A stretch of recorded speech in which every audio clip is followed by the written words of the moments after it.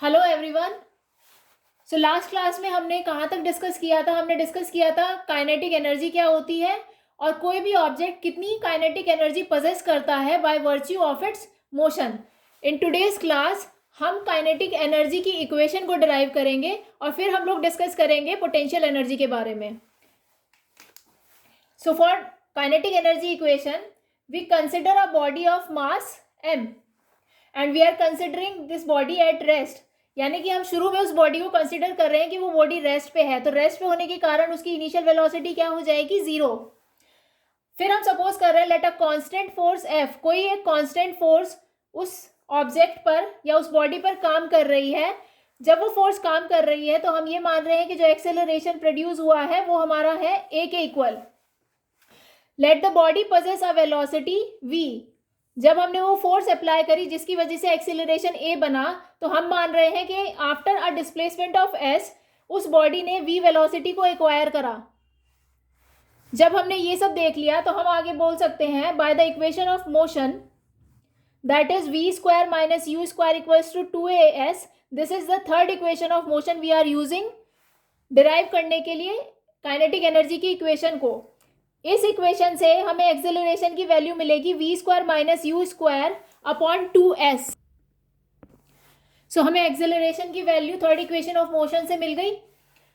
क्योंकि हमने ऑब्जेक्ट को या बॉडी को रेस्ट पे कंसीडर करा था, तो हमें वहाँ से रेस्ट पे कंसीडर करने की वजह से हमारी इनिशियल वेलोसिटी हमने 0 मानी थी। जब हमने u की वैल्यू पुट करी तो हमें एक्सेलरेशन की वैल्यू ये मिली, जिसे हमने फर्स्ट इक्वेशन कंसीडर कर लिया। Now the work done by the force in displacing the body through a distance, किसी भी बॉडी पर जो वर्क डन हुआ उस फोर्स से डिस्प्लेस करने के बाद उस बॉडी को, वो किससे गिवन होता है? जो कि हमने पढ़ा था स्टार्टिंग ऑफ द वीडियो में, work done equals to force into displacement. हमें पता है हमारा force is the product of mass into acceleration. We have studied, you may have studied this thing in the your chapter gravitation. So now we will put the force value in this expression. This will then the work done will become ma into displacement. Now we will put the acceleration value from equation 1 here. After calculating हमें जो मिलेगा work done हमारा equal मिलेगा half mv square के। So this work done to put the body in motion is stored in the form of as its kinetic energy. इसलिए हम कहेंगे kinetic energy of the body is half mv square. मैं एक बार फिर से repeat कर रही हूँ। हमने एक्सेलरेशन की वैल्यू जब निकाल ली तो उसके बाद हमें पता है the work done by the force in displacing the body through a distance s, वो किस एक्सप्रेशन से गिवन होता है? Work done equals to force into displacement. अब हमें पता है from the chapter of gravitation, जिसमें हमने पढ़ा था कि force is the product of its mass and it acceleration. यहां से हम इस एक्सप्रेशन में फोर्स की वैल्यू डालेंगे तो ये बन जाएगा mass into acceleration into displacement. यहां से इक्वेशन 1 से हम इस में क्या कहते हैं, एक्सेलरेशन की वैल्यू भी पुट करेंगे। एक्सेलरेशन की वैल्यू पुट करने के बाद डिस्प्लेसमेंट से डिस्प्लेसमेंट यहाँ पे कट हो जाएगा, तो हमें वर्क डन की जो वैल्यू मिलेगी वो हाफ mv स्क्वायर मिलेगी।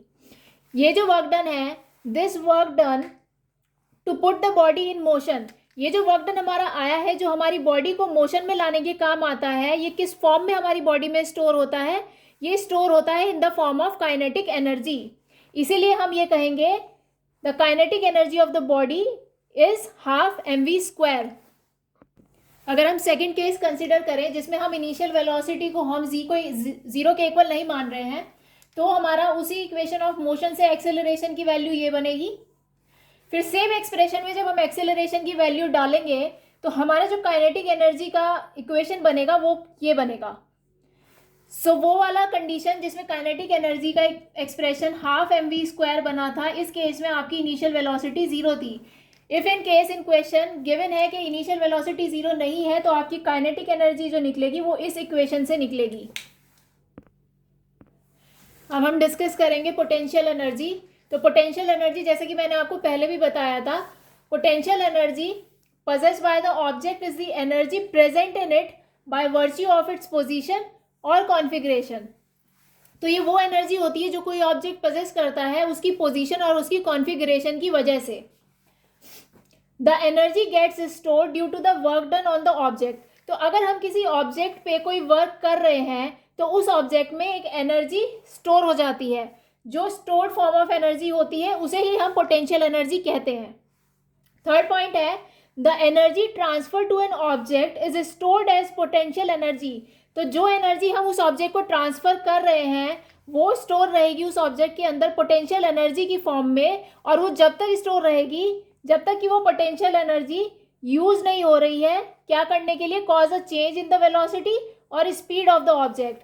जब तक कि वो एनर्जी कोई वेलोसिटी चेंज में या किसी speed of the object change में यूज नहीं हो रही है तब तक वो पोटेंशियल एनर्जी की फॉर्म में ही उस ऑब्जेक्ट के अंदर स्टोर रहेगी। हम एक एग्जांपल से समझते हैं। सपोज हमने कोई ऑब्जेक्ट है, मान लीजिए बॉल है, उसे हमने ग्राउंड से एक सर्टेन हाइट पे रेज करा। इस बॉल को हम इस हाइट तक रेज करने के लिए जो हमने वर्क डन करा, यानी कि इस बॉल को इस ग्राउंड से उठा के यहाँ तक लाने के लिए हमने वर्क डन जो इस बॉल पे करा, वो वर्क डन इस बॉल के अंदर एक एनर्जी की फॉर्म में स्टोर हो चुका है। जब तक ये बॉल यहाँ पे रहेगी वो एनर्जी इस बॉल के अंदर स्टोर रहेगी। जैसे ही हम इस बॉल को रिलीज करेंगे, व्हेन रिलीज्ड, तो ये बॉल ग्राउंड की तरफ आएगी, यानी कि ये बॉल कुछ काम कर रही है। और मैंने पहले भी बताया था कुछ काम करने के लिए एनर्जी का होना ज़रूरी है।